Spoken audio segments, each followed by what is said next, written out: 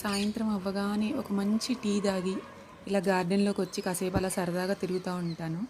మా ఇంటి ముందు చాలా చాలా ప్లేస్ ఉంటుంది. ఇంటి ఎదురే ఈ మొక్క ఉంటుందన్నమాట. మొక్క కాదు, యాక్చువల్గా పెద్ద చెట్టు ఉంటుంది. ఈ చెట్టు అంటే నాకు ఎంత ఇష్టం అంటే మాటల్లో చెప్పలేను.